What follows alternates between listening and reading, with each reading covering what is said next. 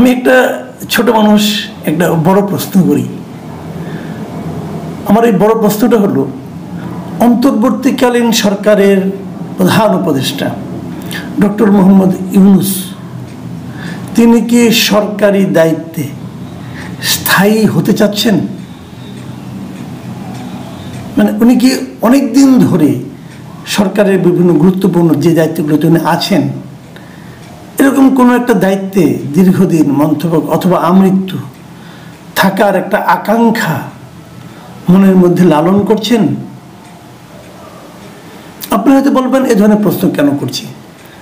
হ্যাঁ, সেটা আমি ব্যাখ্যাটা দিচ্ছি। বেশ কিছুদিন আগের কথা, ধরেন মাস 3 হবে, যখন বাজার ব্যবস্থা ভালো চলছিল না, মানুষের নানা রকম অভাব অভিযোগ খুব তীব্র হয়ে দেখা দিয়েছিল, তখন আমার সঙ্গে গ্রামীণে দীর্ঘদিন কাজ করেছেন, দীর্ঘদিন ধরে কাজ করেন এমন একজন উচ্চ পর্যায়ের মানে ব্যক্তির সঙ্গে আমার একটু কথা হচ্ছিল। তো আমি বলছিলাম ওনাকে যে যেরকম একটা এলোমেলো অবস্থা দেখছি, এমন কি হতে পারে যে ডক্টর ইউনূস রাগ করে বললেন যে আমি আর এই সমস্ত ঝামেলার মধ্যে নাই, আমি আমার জগতে চলে যাই। উনি কিন্তু প্রায়ই বলতেন এটা আমার জগৎ না, আমার জগৎ আরেকটা, আমি সেখানে থাকবো, গবেষণা করব, কথা বলবো, বিভিন্ন দেশে বিদেশে সেমিনারে অংশ নিব, এরকম একটা। তখন উনি আমাকে অবাক করে দিয়ে বললেন, না আপনারা ওনাকে চেনেন না।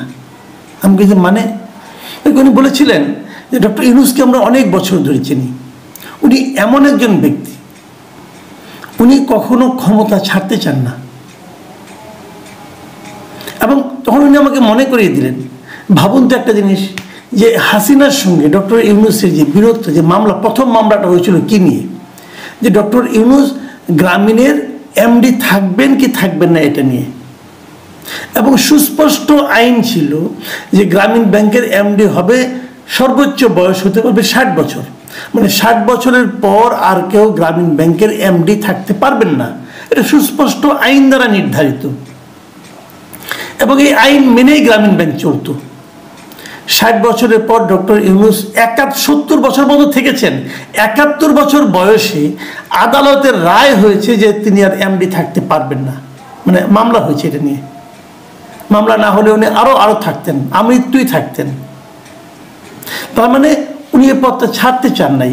মামলা রায় হওয়ার পর উনি কিন্তু এটা নিয়ে আপিল করেছেন, উচ্চ আদালতে গেছেন, মানে উনি ছাড়তে চান না, সেখানে উনি হেরেছেন।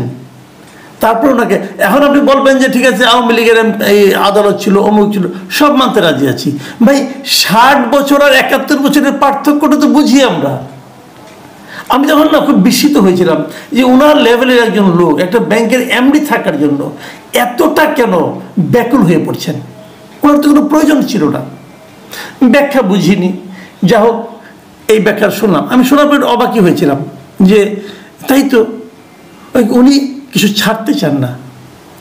উনি গ্রামীণ ব্যাংকে থাকার পর অনেকগুলি উনি কিন্তু সহযোগী প্রতিষ্ঠান করেছেন, অমুক ট্রাস্ট তমুক ট্রাস্ট, অনেক কিছু করেছেন। যতগুলিতে করেছেন এর 80%-এর মধ্যে উনি প্রেসিডেন্ট, মানে উনি সভাপতি, উনি প্রধান, উনি চেয়ারম্যান, উনি পদ ধরে রাখতে চান। এটা ওনার স্বভাব। বৃহৎ মানুষদের, অনেক বড় যারা মানুষ না, তাদের কিছু কিছু কিন্তু মানবিক সীমাবদ্ধতা থাকে, হয়তো ওনারও এটা আছে। এখন আপনারা হয়তো বলবেন যে এই প্রসঙ্গটা আমি এখন কেন আলোচনা করছি, সেটা আপনাদেরকে আমি বলছি কেন করছি। গতকালকে আমি একটা থিওরি দেখলাম। থিওরি কি, এই সময়ে অনলাইনে ইউটিউবে সবচেয়ে প্রভাবশালী যে ব্যক্তি, মানে আমি যেটা দেখি বাংলাদেশের জন্য আর কি, ইনি হলেন মিস্টার পিনাকি ভট্টাচার্য। অসম্ভব জ্ঞানী মানুষ, প্রচুর পড়াশোনা করেন, প্রচুর অশ্লীল কথাবার্তাও বলেন। ওনার বহুবিধ প্রতিভা, বহুমুখী প্রতিভা। যাক, ওনার সঙ্গে আমার একটা বিরোধ তৈরি হয়েছে।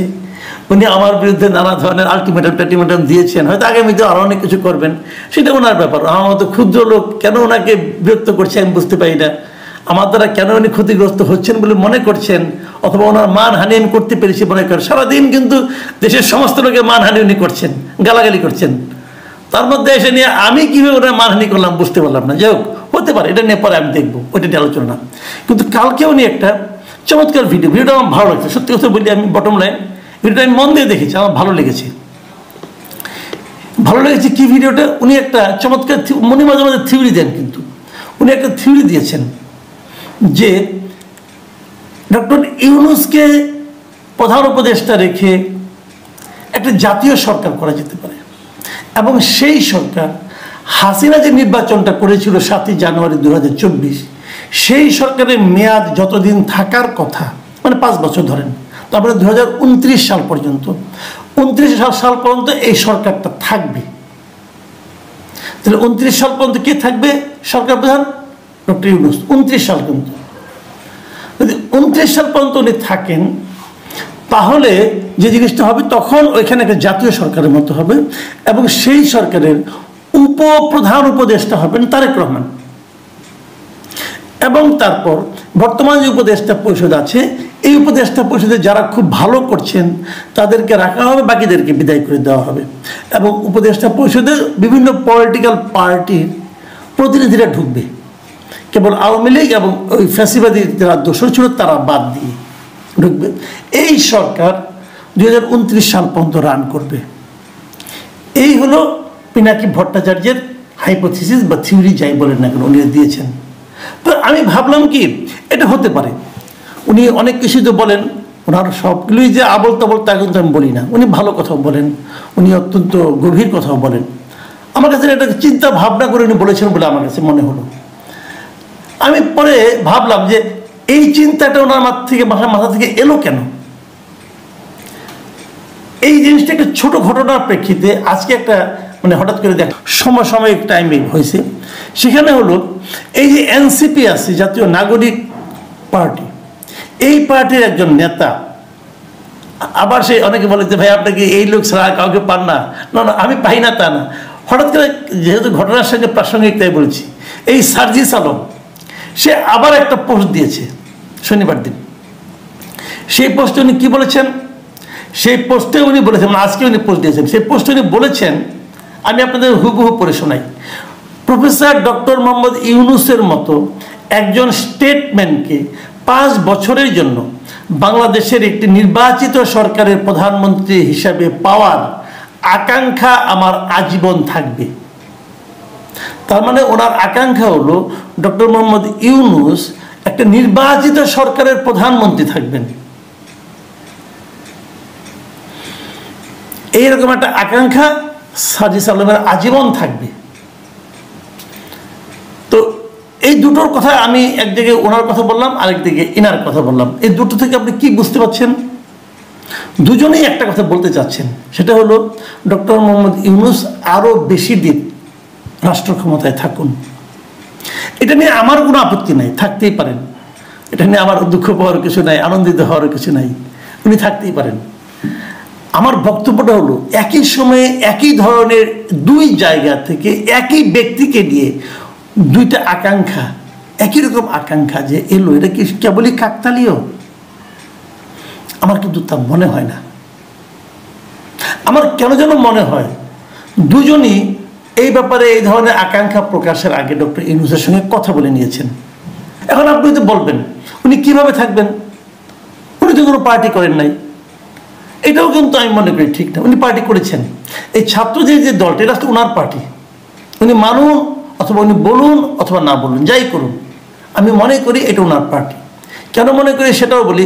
এদেরকে উনি উৎসাহ দিয়ে পার্টিটা করিয়েছেন, এবং এই পার্টির নামকরণটাও উনি যে আগে একটা পার্টি করতে চেয়েছিলেন, যেটা মিসক্যারেজ হয়ে গিয়েছিল অনেক আগে, সেই পার্টির নামের সঙ্গে এই পার্টির নামের অনেক মিল আছে। তো যাই হোক, তো উনি এই পার্টিটা, আমি মনে করি এই পার্টির সঙ্গে ওনার একটা খুব ভালো সম্পর্ক আছে বলেই এই পার্টির নেতারা বিভিন্ন জায়গায়, দেশের বিভিন্ন জায়গায় যখন যান, তখন সরকারি পার্টির যে বাহাদুরি, যে পাওয়ার, যে এটা তো এক্সারসাইজ করতে পারেন অবাধে। প্রশাসনও তাদেরকে সেটা করতে দেয়, এবং এই ছাত্রদের দুজন প্রতিনিধি সরকারের মধ্যেও আছেন। তো সব মিলিয়ে এটা মনে করি ওনার পার্টি। তাহলে বলবেন যে উনি তো ইলেকশন না করলে উনি কীভাবে প্রধানমন্ত্রী হবেন, সেটাও হতে পারেন, কোনো সমস্যা নেই। যদি ইলেকশনে কোনোভাবে এদেরকে পাশ করিয়ে আনা যায়, তো ডক্টর ইউনূসকে প্রধানমন্ত্রী বানানোই যাবে। বলবেন যে উনি তো ইলেক্টেড না, হ্যাঁ, তারপরে উনি একটা উপনির্বাচন দিয়ে ইলেক্টেড হয়ে যাবেন।